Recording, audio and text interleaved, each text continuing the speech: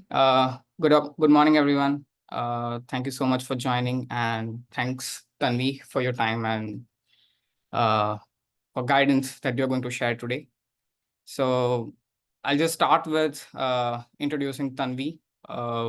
So, I got chance to connect with her last year, September 2022, when I was about to start my journey for searching full time. And I used to follow Tanvi's LinkedIn post. Like she used to post every day. I think was that the time when you were already working or you were looking for Yeah, job? I had just graduated May Just 22 graduate. and I was very active over LinkedIn and trying to Yeah. pass on what worked for me. Correct. Yeah. So I think when I got connected with her, I think she was still looking for jobs. So I got chance to witness her entire journey. And one of the thing which I saw, like I've seen people struggling in the last 60 days when they graduate and they just go silent. And Tanvi was one of those who, used to come on LinkedIn and post everything. And it doesn't look like, even if you can visit her LinkedIn post now, you will see that during that phase, like she was still active, very mature and calm and still guiding others. So that's one of the great quality that that motivated me. And so Tanvi, like she got chance to work around more than 5 years back in India, uh, in DBS Bank, and then she decided to pursue masters at Arizona State University, which was just of 1 year, I guess, right? Yes. And students like us who get chance to pursue masters for 2 years, they still struggle to, get guidance, and graduating just in a year, getting a job. That's a great thing, and that too, again, as a vice president. So thank you so much, Tanvi, for joining us, for your time, and we'll walk through some of the questions which students have asked, and we'd like to know more through those questions about you. Absolutely. Yeah. And just for the students who have joined today, so what we're going to do is, like in the initial 30 to 35 minutes, we'll be walking through around 7, 8 questions for Tanvi. And after that, we'll try to see if anything's not covered, we can go through the chat and try to cover those as well. So you'll get a chance to ask if you have anything with Tanvi. Also, for the first question, um, so could you share something about the job search and strategies, techniques that helped you stand out from other applicants in the competitive job market, particularly when it comes to cold applications, networking, reaching out to hiring managers? Like one of the most popular LinkedIn post that you had posted was like in the last 60 days, you did around 150 cold applications. Yes. So if Yeah. you can So share. let's touch base in that. Let me open up the conversations and this morning with saying the job I landed was purely out of a cold application. Okay. So if there's anybody telling you out there that you need a referral to land a job, just say okay and keep doing your bit, right? So cold applications work even today to this day. Do you think everybody on this group has a referral in every company they want to work with? No. So strategy number one, cold applications definitely and definitely work. But let's talk more around what can we do differently and what I think I did differently than, I wouldn't say everybody. I'm sure everybody has a different style and it's brilliant, but something that worked for me and I would like it to work for everybody's, have a strategy around what you want to apply. Okay. Now, let's pick Chase as an example and how that worked for me, and we can apply it anywhere, right? If I wanted to work in a particular domain and role at Chase, what kind of roles will I apply? Will I apply the exact same in around 5% of those roles, or will I apply everything? Okay. Now, there is a lot of students who come to me and tell me, I applied 1,000 roles at Chase, but I did not get a single call back. That's because you are applying 1,000 different things. That's because you are not giving a confidence on your resume, whether you're a fit for a business analyst, whether you're fit for a credit analyst, whether you're fit to be a data scientist, whether you're fit to be a machine learning analyst. Correct. Now, I would say this is still the same genre. Okay. So let's break it down. When you're doing cold applications, you still want to have a strategy around what do I exactly want to do, or what does tie back with my masters plus my prior experience. For example, I had risk management experience and I had an analytics degree.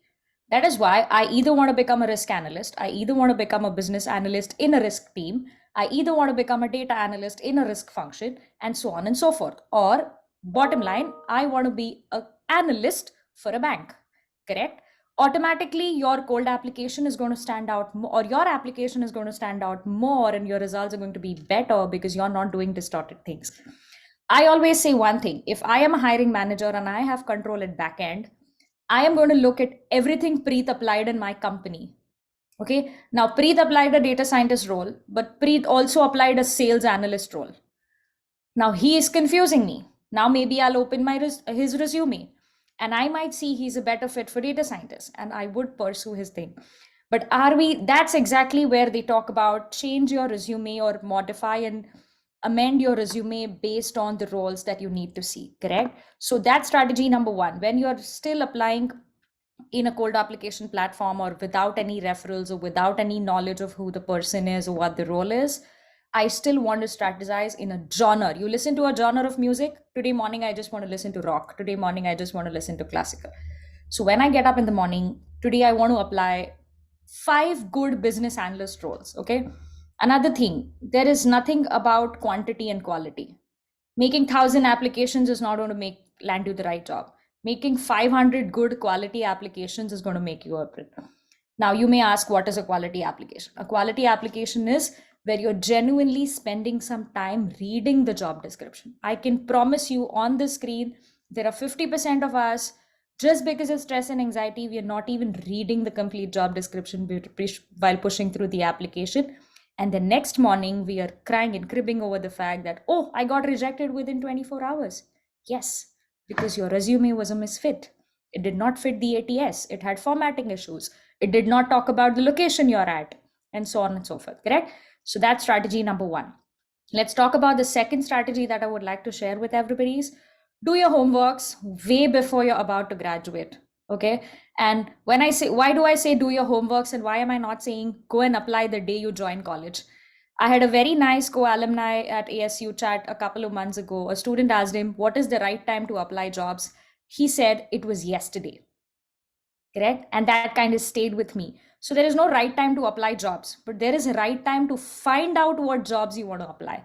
There is a right time to network with people who are in that job. For example, a very classy example I'll openly share is I was desperately looking to get into Amazon's senior financial analyst role because it was an outstanding role, outstanding in terms of something that will really tell me about Amazon payments system. And I'm somebody who, as much as I love banking, payments industry is new to me and I want to learn that down the line.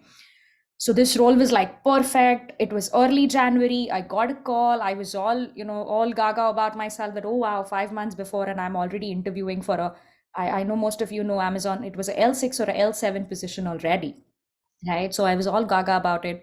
What I did is, even before I just start reading books, I just put a search button in LinkedIn that says financial analyst, Amazon, correct? Or senior financial analyst, Amazon. That will give you a list of people who are in that role, correct? When you click on the people's tab, start speaking to people about what they actually do in their job rather than just reaching out to recruiters and hiring managers. For example, if Tanvi is working for CCB Risk Analytics or Preet is a data scientist at an X company, I would send them a note saying, can we spend 15 minutes to just go over what you do? They don't want to listen what you do. They don't want to listen what referral they can offer you. Nothing. Just ask them, can I spend 15 minutes of time going over your role? That is very important because oftentimes than not, a well-scripted job description is very different than what you do in your job. Preet can agree with me now that we are on the other side of the table, right? That what looked very fancy may not be, or what looked very lame may be a really good role. And unfortunately, I am a big person talking about diversity and bias based on culture. I think as Indians or Asians or whatever, we're very strongly biased on titles and words and names and fancy English, right? So strategy number 2 is research enough about the role that you're interviewing for. Now, this could be way ahead in the process where in the interview, or if you're somebody who is going to graduate 1 year later, don't stress about applying right now, but use the 1 year to find out What does a senior financial analyst at Amazon do? Or what does a business development at Netflix do? Or what does a data scientist at Chase really do? Because there have been cases where people joined as data scientists in Chase and it's more decision science and less data science. Correct? So this is something I did. I was supposed to graduate in May 22. I remember I had an Excel file starting October or even before that, where I started writing down roles, companies, what they mean, whom did I speak to. Because you never know 6 months down the line, if that person has again posted a job, I can remind him, I spoke to you 6 months ago, we spoke about the role. I worked on that role for I worked towards building myself for that role for 6 months. Am I ready to be chatting with you for considering myself? Does that sound like a better strategy than just sending somebody a reply saying in 6 months I'm going to graduate, this is my resume, can you tell me what can I do? Correct. So use this and do this way ahead of the game. Do this 1 year before. And let me tell you, 1 year before is an amazing time because you want a job but you're still not stressed, so you have quality time to sit and just read, just study. Let's get down to very basic class 1 to class 4 kind of a study where what did we do as young kids? We just read and we just read and we just read history textbooks and we just read geography textbooks. We have lost that, right? So spend enough time reading, make it a homework, make it a habit that I will read about one new role every day. That's all. It does not take more than 5 to 10 minutes. Step two, I'm going to find somebody who is in that role. Step three, I'm going to set up time with somebody who's in that role. Now, that's another thing. Remember, when you send 50 invites, 5 will accept, one may even open your chat. You never know if that person is even going to say, yes, I will chat with you, correct? So start building that a year before. Start building your network. Why do they say build your network? This is your network. Your network is not alumni from your school or fancy titles on LinkedIn. Your network is who's genuinely going to raise their hand and mentor you more than anything, correct? Preet, I think I'm spending too much time on one question. We can move on. No, I was actually like it when a lot of things were new for me as well. So I was actually enjoying listening. Yeah, but we can go to the next question. Yes, let's move on. Yeah. So how did you efficiently utilize your pre-MS experience and navigate the challenges of transitioning from a technical role to a leadership role such as VP right after completing your master's degree? Perfect. So I was in the sweet spot in my career where I had, let me go a step back, and I know Preet already introduced me, but I had about 6+ years of solid banking experience before I entered United States, and another 2 years of like internship chartered accountancy level. So I just worked for solid 8 full years before I got to United States. I got here because of personal reasons. So I did also have a career break between moving to United States till starting ASU, and thanks to COVID that added another year to it, right? Because I had to defer my admit and I had all those sob stories going on in life. But what I did is I knew what I wanted to land up with as my end result, and that was banking, correct? So that was always the end goal. Now, of course, when you're here, you want to start your OPT, you need a job, you're 90 days clicking. So I was open to applying my skill sets. For example, like I said, in Amazon, in Netflix, in Google, in LinkedIn, or wherever it could be. But one thing I was very sure is I'm not skipping my domain. And I think that worked out for me because I had a solid 6 years of risk acumen.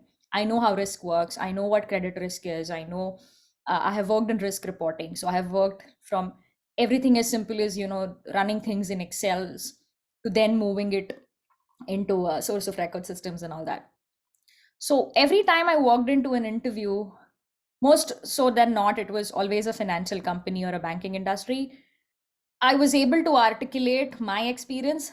Plus, I tried and I was able to convince them that banking remains the same.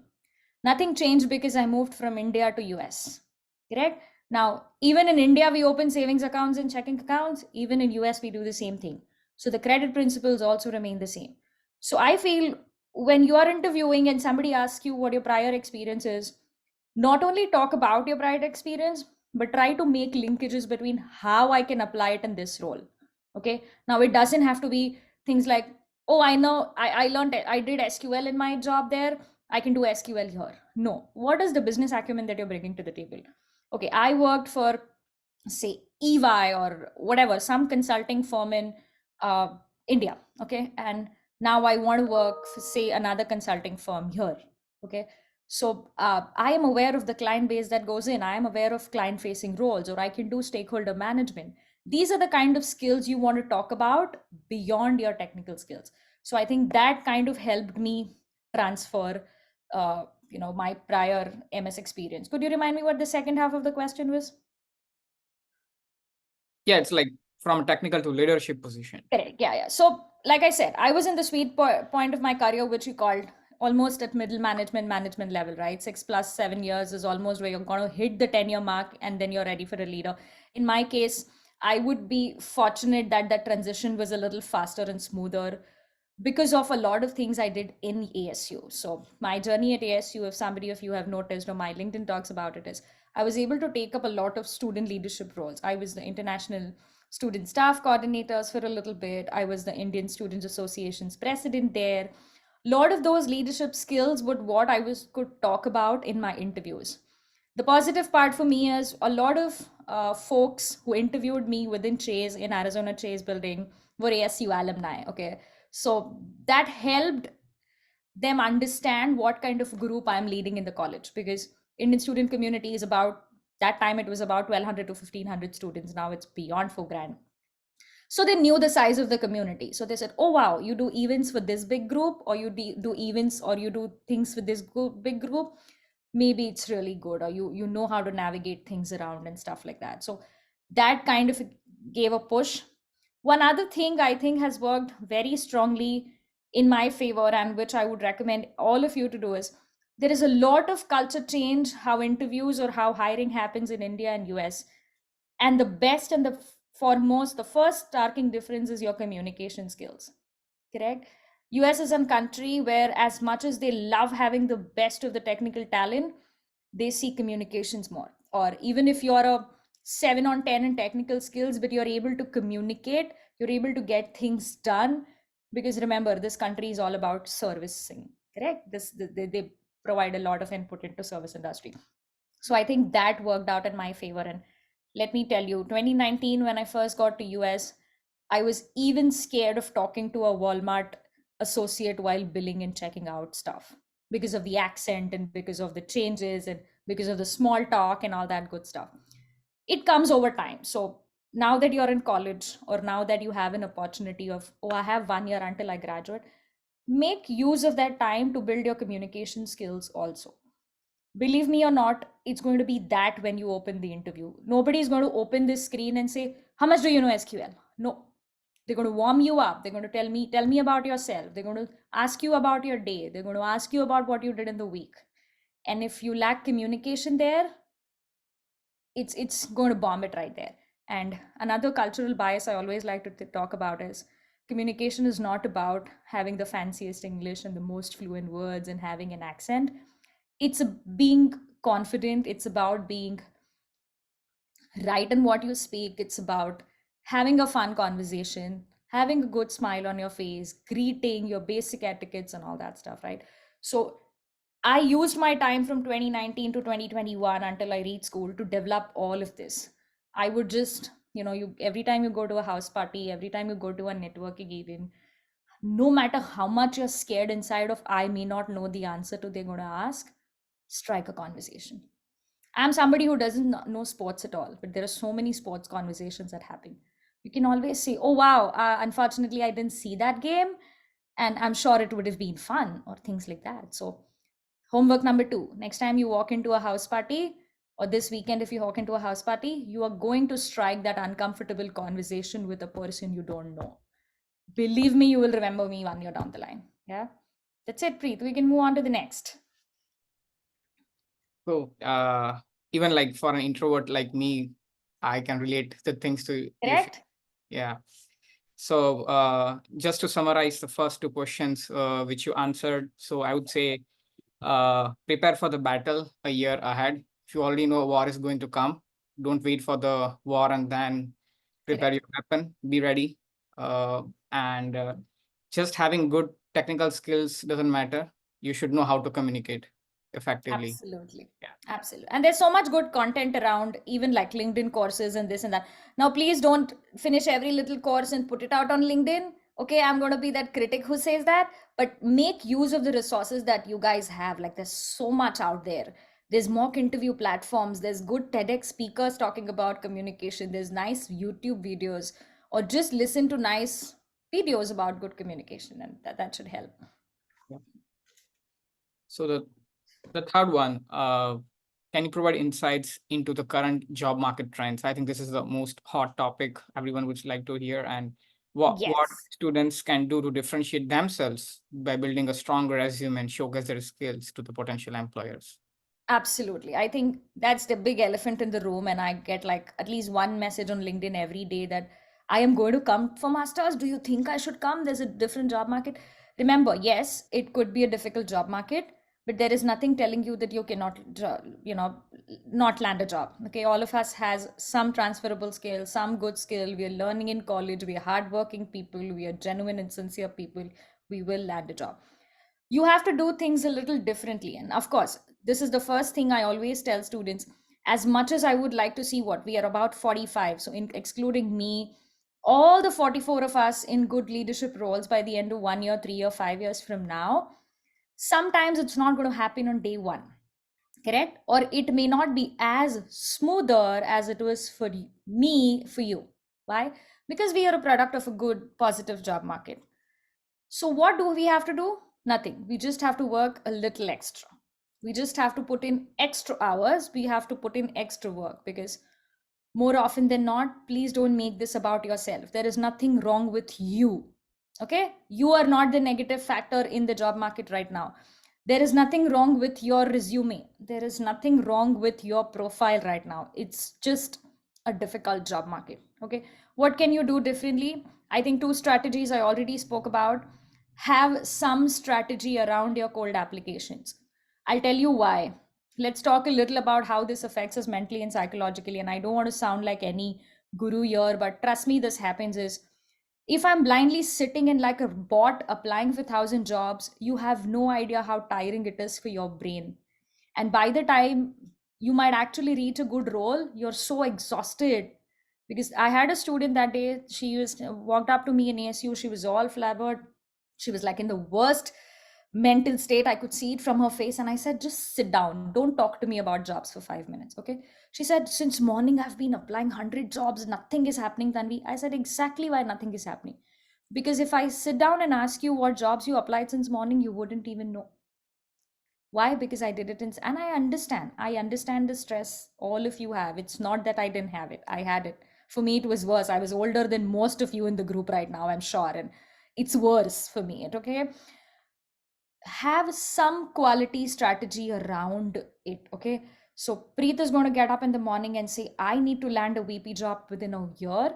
What can I do? Only 5 good things today. Maybe I'll just apply 5 jobs, but I really need to spend an hour reading every job, finding somebody from that we already spoke about. So repeat the same strategies with a little more push.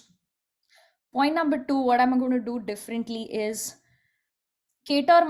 We all talk about amending our resumes for every job role that we talk, but have different set of resumes instead of catering your resumes every time. Like, I had 2 different resumes only throughout my career until I was finding a job. Now I just have one. As I had a BA specific, more talking about the data stories and quantitative metrics, but the other one I had was very qualitative, very fine quantitative metrics, but more qualitative around, this is, I know underwriting, I know credit. So have set of resumes, right? Have genres of resume, like we spoke about. A data science resume will look different than a risk VP resume, correct? Because data science has to talk more about statistics and testing and A/B testing and all that good stuff. A VP for risk doesn't have to talk about that. A VP for risk has to talk about, do I understand what second line of defense means, or what banking means, or what identifying frauds means, correct? So do that as your different things. And the third and the most important thing I think this job market needs is, one, remember it's a difficult market. Okay, so a lot of roles that are out there are either going to be, I don't know how many of you know, but between February and April, a lot of roles are what you called dummy roles are like H1B creation roles, because when they have to hire H1B folks outside the country, they have to open a job posting to hire that, right?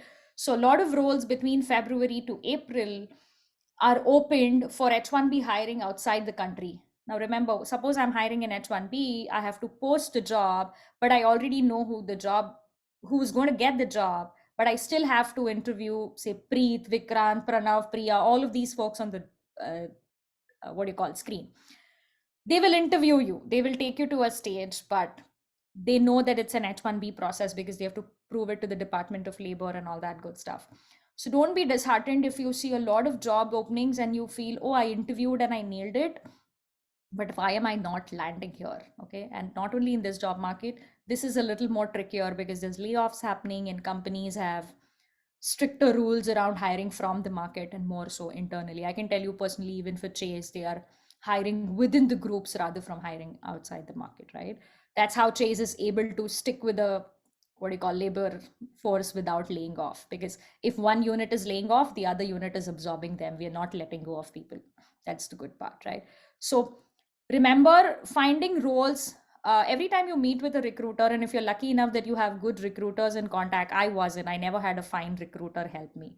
Okay, every time you have a conversation with the recruiter, please ask them, can you please tell me if this is a replacement role or if this is a new hire? More often than not, if it's a new hire, your odds are lower than a replacement hire. What does a replacement hire mean? Tanvi is going and Preet is about to get the job. So they needed Tanvi, but Tanvi is gone because she quit and found another job. So your odds are higher there and you're in a better bidding situation there. Correct? So don't get too desperate in your bidding wars on numbers and locations and remote jobs. Remote job, let me break the bubble. Remote job world is going to end soon. Okay, it may work for a few technology and companies and startups and this and that, but even Amazon started in-person jobs mandatory, right? So be very what do you say, very concerned about your negotiations. I'm not getting a good word, I'm sorry.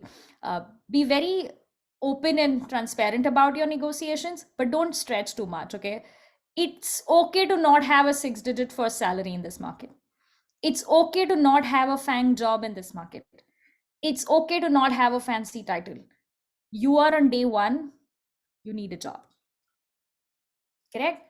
Another thing I always tell folks, even in my peers, I used to tell people who were like, nahi, nahi, we need the perfect job. I'm like, what is stopping you from quitting the job the next day? Or what is stopping you from, example, I joined Chase as risk. I can go within Chase tomorrow. I can say, I'm not okay with this job, or I can navigate. So I have a theory that I say foot in the door. In this market, we need a foot in the door. Okay. Even if I feel I was a better fit for Chase credit cards profile, but I got into auto finance, it's okay. I got my foot into the door. I'm learning about Chase. I'm networking within Chase rather than networking over LinkedIn, right? So make that your motto and it'll work out for you. I need a good company entry right now, and a good company doesn't have to be a fancy company, a company who really links with what I want to do 5 years down the line. Get your foot in the door, work for the company for a year and two, understand their business, network with people. You can always find an internal movement. So in this job market, point number one, we're going to stick to our cold strategies. We're going to do a lot of homework on roles. And number three, we're going to focus on getting a foot into the door, right? That's it, Preet. We can move on. Let me pick the next one, what we have. Sure. Motivation. I like the thing that you mentioned, that if I'm pivoting the career, the current market it's not that good. Maybe I'll stick to the domain that I've already worked in or I've pursued masters in, and get into a good Absolutely. company. And after that, maybe try to pivot internally rather than trying it right away. Maybe that might. Exactly. Nothing stops you. Get in as a data analyst, get in as a business analyst, become a data scientist for them down the line. Yeah. Correct? Now, the next one. Okay. So, again, like this might be easy for us to answer right now. So, how did you maintain motivation and focus during the academic gap throughout the journey pursuing your higher education? And what I advice lost you. do you give the students navigating a I similar? think I lost the question. Could you please repeat it? So how do you maintain motivation and focus during your academic gap? Or we can say it as the students who are trying to pivot their career right now. They studied X in India or in their home country and tried to pursue masters in Y right now. And so now they're confused for looking for job. Should they look for X or Y? Right. So So I think we already touched base. I don't know, I'm kind of losing you, but I hope you guys can hear me. Am I audible? Let me yeah, see. you're audible. Am I audible, Preet? Okay, I'll go on. Okay. So, like I said earlier, in this market, maybe I want to stick to, when I say I am trying to talk about all of you in your shoes, is I want to stick to what I'm good at and first get into their company, because everything else will automatically follow, correct? Keep doing both. Okay. There'll be dream companies that you want to really only work for a particular role. That's okay, keep doing both, but don't have too much push on, oh no, I want to become a product manager, so if a business analyst interview comes, I'm not going to take it seriously. No, don't do that. Rather, that even in my times, I would tell people not to do that. For example, I think I've put it out in a post there. My first offer came through somewhere in February, and it was a local finance consulting company in Scottsdale, Arizona. And one thing I was very sure, this is one strategy.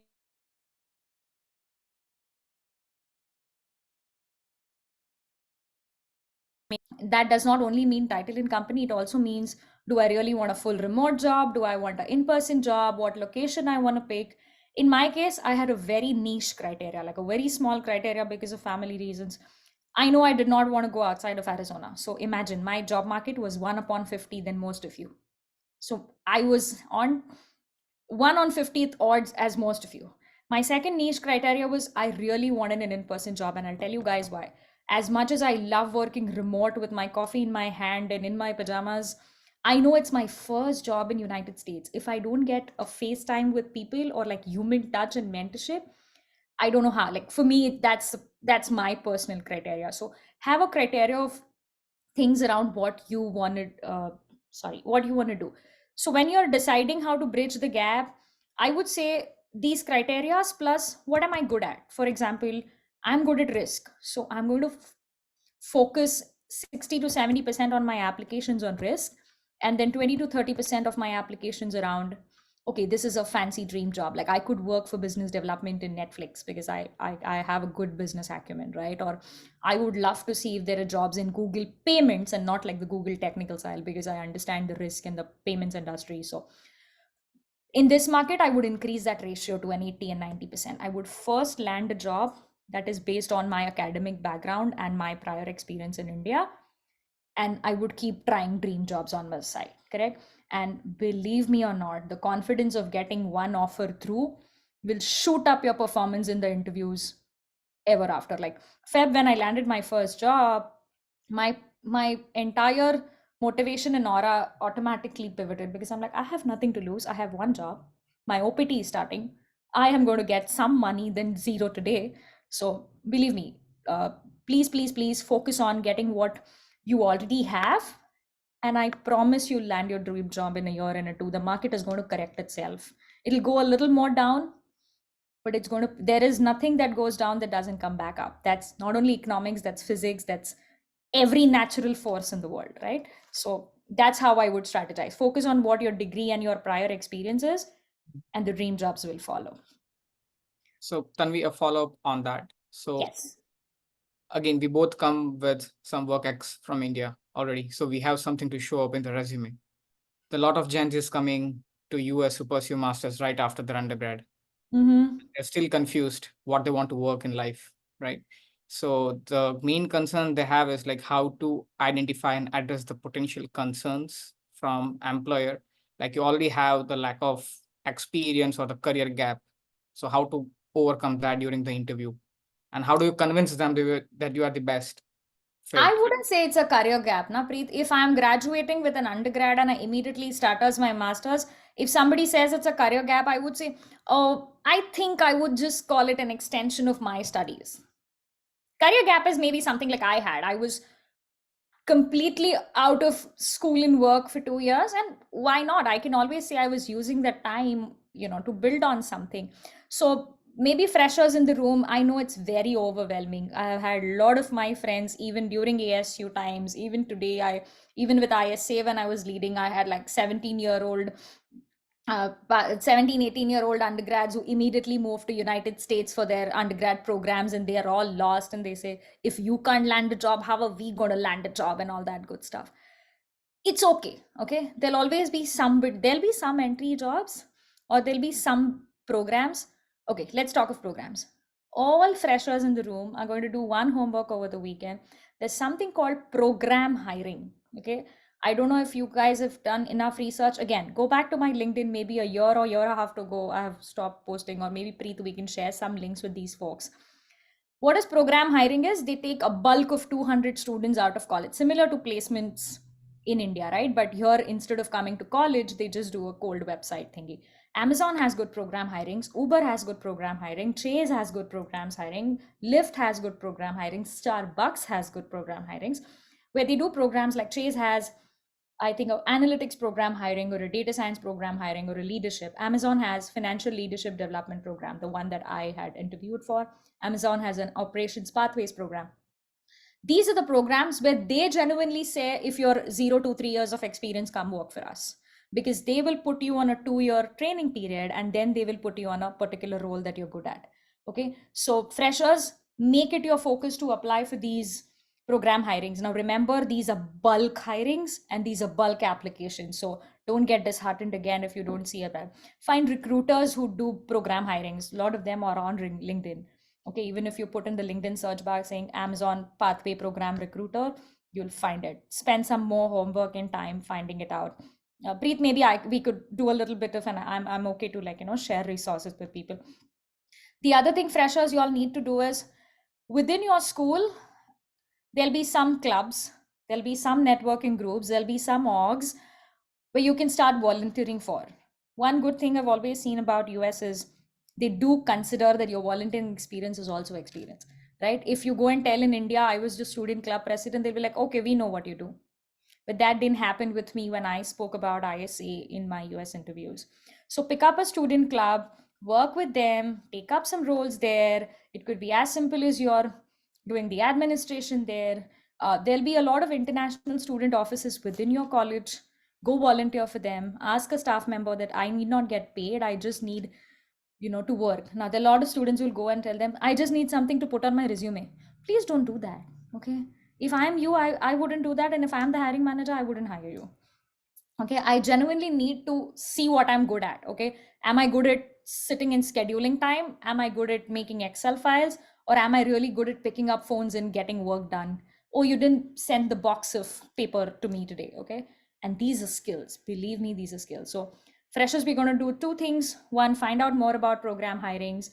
Go back to my LinkedIn, find out old post. I know I have like hundreds of pending requests, so I may not be able to get to the request, but feel free to like navigate my profile and find posts from the earlier links. Preet, maybe we could share some follow-ups and start finding volunteering opportunities within the college. I know there's a lot of blur around your first career, but sometimes also just take the leap of faith that, oh, maybe I'll be good at this, I'll figure it out later. Right, so just do that. I hope this helps. We are Yeah. running out of time, so I know we have two more questions to go. Yeah, I think I'll just cover the last one and then we can move to the Q&A. So, Absolutely. uh, so I think this is the most favorite one. So, what role did networking and cold email play in your job search? And can you share some effective strategies and templates maybe for reaching out to professionals and expanding one's profession? Absolutely. I can share a few maybe I can share one for recruiter, one for more like a person in the role. And this may not be exactly for the hiring times, because I don't know if I have the old ones. But as simple as I spoke earlier, that I'm asking somebody's time and saying, can you spend 15 minutes to me, or 15 minutes with me to know more about you and your role? And then I would like to see what more I have to offer, or can I fit into that role, kind of thing. And of course, recruiter, like I said, recruiter emails have never worked for me, but I do have templates that I still use. Very one off, I would say 1 in 50 has worked for me, where recruiters are nice enough to come back and say, okay, let's get on a call, but not always. Uh, Networking has played a tremendous role in my life. Okay. And I do a lot of sessions and content and a lot of mentoring around networking. I look at networking very differently than most of the marketing looks at, or I wouldn't say most of the market looks at it. My ideas of networking are very different. My ideas of network are as simple as somebody who may even help me on a personal scale someday. Okay. So your network, like I said, doesn't have to be I am an ESU, my alumni, I want to work for Google, Google's employees. I want to get in touch with Preet's network. So I'll only work with Preet so that Preet, your network has to be everybody you had a good conversation with and you see value. I always tell students, even at ASU, if you're in Starbucks sitting alone and if you're extroverted or if you do have that fine chance of having a conversation, you never know how much students are going to help you around, right? For example, as an MSBA student, I did not stick to MSBA network only. I interacted with computer science students, I interacted with data analytics students, I interacted with MBA students because I know I was more a fit there, but because of time constraints, I was doing an MS 9 months program. So you don't know what value you get from one network. For example, had Preet not reached out to me and had I and Preet not connected, I wouldn't be speaking to 47 of you today. Or you wouldn't be speaking to me today if you hadn't reached out to Preet or you hadn't looked at Preet's profile. That's your network. So when we are networking, we're not going to have a lot of bias and filters around. We're going to see value in everything. Start building good network by LinkedIn cold searching, like I already told you. If I want to work as a financial analyst in Amazon, I'm going to find out who financial analysts in Amazons are. I'm going to send them nice request. I'm going to start at asking time from them. And remember, this should not only last till your graduation. Keep in touch with people, interact with people. If you find a spot to chat with them or send them a thank you or a congratulations too, it doesn't have to be always just flashy and superficial, but something to, I don't think I and Preet have spoken more than 5 times, but I know I have my eye on his content, he has eye on my content, and we would put our hand up and say, oh Preet, this was great, or oh Tanvi, this was great, or would you be able to do so. Your network has to be somebody who provides you value and you provide value as well. Other networking strategy I would say is have cross networking within your college, which I already said, right? If you have a chance to go attend networking events with MBA students, do it. If MBA students, you have a chance attending networking sessions, engineering students, do it. You do not know who would help you how. I remember a very nice story I always tell about during my times. A bunch of MSBA students had roommates from the IM program, the Information Management Program, System ISM program. And the ISM folks just got a link to some EY jobs. They were nice enough to share the information with BA students. That's how BA students landed EY jobs. And there were like 6 or 7 friends all joining EY at the same time. And how wonderful. I also remember there was a friend's friend and his fiance, both of them got into EY. And I'm like, all from different programs, but just because they were good network or they were good value people who would say, let's do this, let's help each other. Or in my case, what me and my friends used to always do, even within our crossfield, if I know that I am not never going to pursue a machine learning job, but I know of somebody who would be good at it and there's a recruiter reaching out to me, I can always say, can I connect you with my friend? So developing network is also about developing good relationships. So please help others and it will come back to you, not from the same person, but it will come back to you, right? And we can talk hours on networking, but I think we'll stop here. We'll leave 13 minutes for folks to ask questions. Yeah, sure. So all the questions that I asked, and we like all the strategies you shared, none of them are overlapping. Maybe if I continue the session for 1 more hour, maybe students I have am all game for it. If people time. want to listen, we should talk. So the anyways, like considering the time, like we'll move on to the Q&A part. Guys, rather than sending the questions in chat, maybe if you can share to everyone so that then we can also see, that will be good. Actually, yeah, you just put it in the group chat. Like I just said, let's help each other, okay? Let's not be those people we are culturally wired to be. It's okay if I can type a wrong question or type a personal question. I can pass it if I don't want to answer it. Yeah, so we'll Smita. start with Smita. So I have 8 years of experience. I'm graduating in 3 months. So as she said, we should prepare for the war a year ago, but if we haven't, what can we do? I'm working on networking, but mostly mails go cold. Try two, three Okay. times. Yeah. If we haven't started, what can we do? Smita, we start now. We don't think of what we did not do in the past. We start today. Okay, we did not do it a year before because we did not listen to Tanvi a year before, or we did not know Tanvi before. Thanks to Preet, we know her now. So we start now. We are not going to get overwhelmed of the time we lost. We're going to work out of it. I'm not very particularly sure about the ATS score part because I have never directly used a ATS template. I've only used a template that ASU had shared with me. I did my own tweaks. I think one leaving tip on the resume part, a lot of talk in the industry around, oh, only one pager resume works. I'm an example that that's not the case. I have never had a one pager resume. I don't know how to write 8 years of experience in one page. I still don't. So it's okay if you have a one and a little quarter or 1.5 page of experience. Okay. Of course, don't repeat things. Don't ऊपर project लिखा है नीचे उसी को copy कर दिया. Don't do all that things.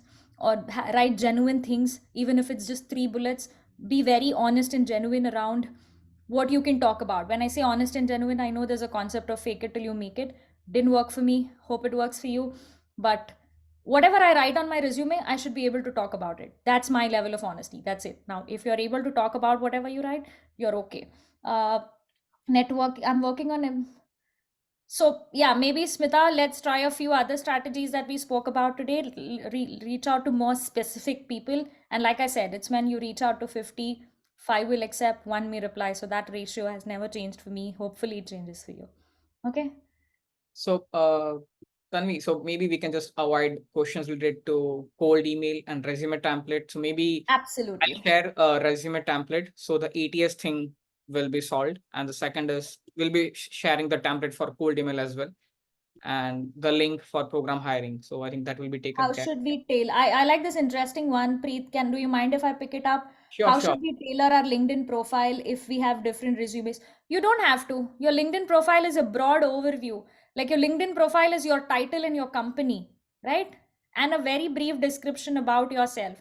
Now, that brief description is editable, or that brief description talks a lot of things, right? It talks about every skill that you have. So, I'm not sure how this goes in now.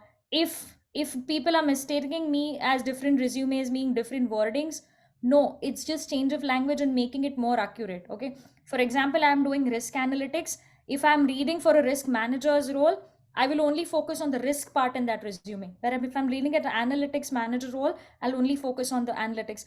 This does not mean my resume is different, only my language, like it's a different template. Okay, and my LinkedIn will still remain vice president CCB risk. So it will automatically tie back. It's just change of language or change of, or for example, if I have 5 bullets on my resume, top 3 are risk and last 2 are analytics. But if I'm seeking an analytics role, I'll put the top 3 upper, bottom 3 upper, and right. So Divya, hope this answers. Next. Do you have any comments on this? Like how long a resume bullet point be, like 2, 3 lines, 1 line? I Or like to stick to one line, even if it's like long enough, and then move on to the second. And every bullet has to be a different story, right? Like if Hmm. one bullet is talking about project A, my second should be, that's how the right resume skill, I think, comes through. True, true. We should think from the resume recruiter's perspective. It should be easy for Exactly. them to read. Exactly. Right. Any resources you can share in today's market, we are getting rejected before first round. So your inputs. I think resume, I have very few resume related tips. Like I said, templates, never used a specific templates. My template is also out on LinkedIn, guys, if y'all want to look at that. Like I said, I had never surpassed it with some expert. It's just personally used and it worked for me, it works for you. How to get beyond first round? Like I said, a lot of roles, we touch based upon that. Maybe roles that are opened up for H1B, or roles that are open up for new hiring and stuff like that. So there's, other than the strategies we spoke about, there's very little things I can touch base there. Mhm. Okay, there's an application And tip. for the quality application tip that really worked for me, 800. The question is, what things are there I need to keep in mind so I leave a great impression and the company that works for offers me great opportunities again? I think one of the great impressions I talk about in interviews is make interview a two-way conversation. Now, two-way doesn't mean Preet is asking me questions and I'm answering. It also has to be, I think every interviewer gives you a spot where it says, do you have any questions for us? Please ask quality questions there. Please ask questions about the company's goals. Please ask the company questions about the team's dynamics.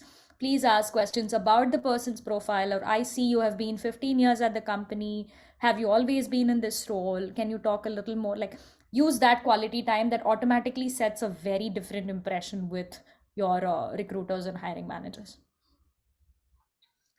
Next, Tanvi, you talk about everything. Could you share a podcast?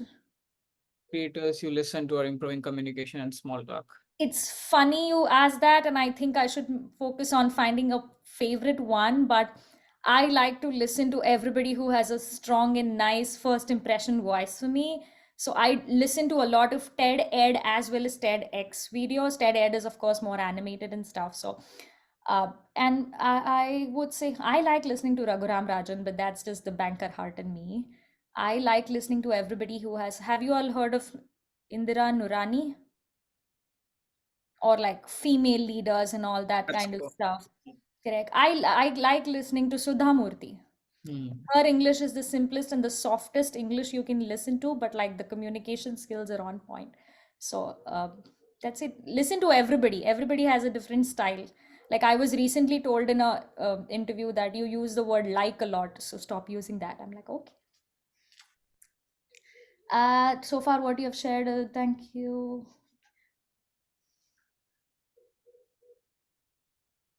I am sorry if I don't have a very good market insight on, but this is just what we keep hearing, that if the federal interest rates keep going up and up, we're going to see a very slow economy towards the end of 2024.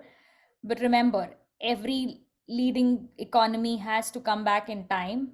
So no matter where they put the interest rates, at even like a 7.5 or 8 or a 9%, they got to bring it down, because they cannot be, putting the consumer on that spot. That's where I say everything that goes down in terms of economy will pick itself back up. That's the economic angle to it. And it's a cycle. The moment the rates go down, there'll be more surplus, there'll be more economy back in shape and stuff like that. Remember one thing, what we saw from 2022 to 2020 or 2021 end to 2023 was the post COVID effect. Now, I don't want to do an economics class here, but the post COVID effect, and it was just a market bubble. It was just post COVID recovery and too much cash in the economy. So I would rather say this is not recession. This is just the country going back to normal times like COVID, before COVID, right? Okay. Could you share the links of the Yes, we program? can be sharing that link. Yes, links and everything. If you have questions, we're going to surpass, because Preet is going to share. If there are any personal messages, I'm going to skip that, because I would like everybody getting the hint of, the questions that are coming to Preet and me. I'm a Uh, consulting firm, multiple projects, so I have like 5 someone clients. asked how to stay motivated. You did anything to keep yourself motivated? Have It's okay to have a downtime, okay? It's so, and I know he said, when I Ameya says, when I go out for fresh air I feel guilty. Please don't, okay? It's okay. Remember, if you're burnt out, the results are going to be worse than you expect them to be. I just spoke about it. Please have enough downtimes. If there's a house party on the weekend you're invited to, if it's for 4 hours, now that's a personal thing. I will go there, I'll have a discipline, I'll chill for an hour and I'll come back. If there's a networking event happening, it's going to stress me out, I'll skip it. I think as culturally Indians, we are a lot into peer pressure in that game. It's okay. Even I got into one. I spent a week crying when I heard somebody got a job in Meta, when I did not even want to work for Meta. Okay. But what do I do differently? Do something every day that you like. It could be as simple as playing FIFA on the computer for an hour, or it could be just going on a walk, or it could be going hiking once a month if you're in Arizona or any of the West Coast. Best season time right now, okay? And please do not feel guilty of the downtime. Amir, remember, 1 year down the line, if you're about, I'm assuming it's everybody 1 year down the line, you are also going to land a job. Somebody else on the screen is also going to land a job, maybe 5 days apart. So if you're feeling guilty of wasting 30 minutes on a walk right now, not happening. Okay, let's move on. 5 clients in a span of 3 years. How do I put it on resume? Put one bullet for each. That should help.